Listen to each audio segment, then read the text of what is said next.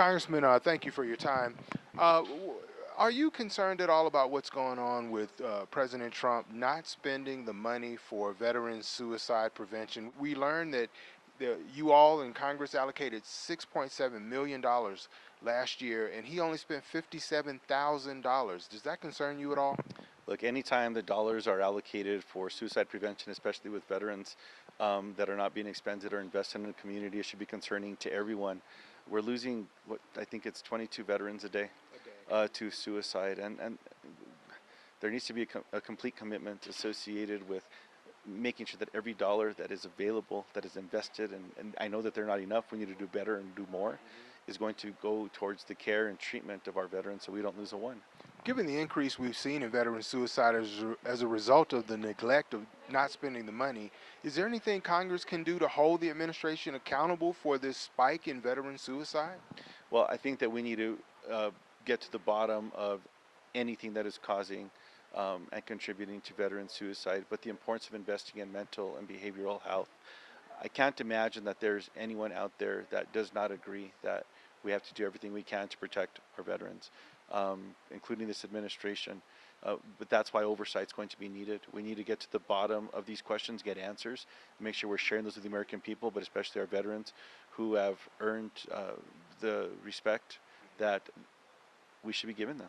And one other question, what do you think about these newest revelations now that the FBI has been investigating the president for counterintelligence activities? Maybe he has been a Russian agent. They're really trying to get to the bottom of that. Are you concerned about the fact we may indeed have a criminal enterprise in the White House right now? Well, Loveless, what I would say to all aspects associated to the investigation by Special Counsel Mueller is that it's critically important that he's able to do his job unimpeded without political interference and make sure that he's presenting the facts to the American people.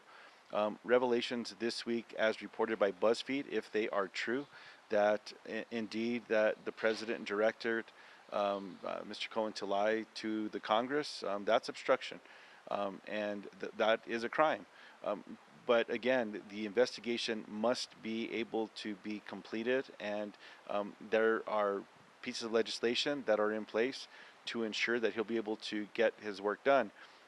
In addition to that, I very much appreciated the testimony by Mr. Barr, who is the current nominee for the Attorney General of the United States of America by President Trump, in that he would not impede the special counsel's investigation and would allow it to conclude. And we're hoping that that will be done again unimpeded, but we have legislation in place to make sure that we're able to protect the special counsel, to make sure he can do his job. And again, another concern, another reason why we have to get to the bottom of this. And as a new part of the leadership now, you're an associate or deputy speaker. Give us your top 3 goals for 2019. What are you? I know you guys are hitting the ground running, and I know you're working hard. What are you all going to get done for the American people in 2019? Well, I'll give you 4. One, we have to get the government up and open and running. Right now, that's what we've been trying to do since day one on January 3rd. We also were clear about commitments that we made to the American people, especially during the last election cycle. There were 3 commitments that we made. One was to do everything we can to lower healthcare costs, lower prescription drug costs, pass a strong infrastructure bill in America, roads, bridges, water, wastewater infrastructure, broadband. That means fast, affordable internet in all parts of the country, including rural America. Also including the importance of renewable energy infrastructure that has to be a part of that package. And then lastly, cleaning up Washington, D.C. Everything that we must do to reduce the influence of money into campaigns, bring back campaign finance reform, address gerrymandering, restore the Voting Rights Act in America, make sure we're restoring ethics in America. So I'm looking forward to what we will do with the introduction of what we have called H.R. 1, which is that package that I just described.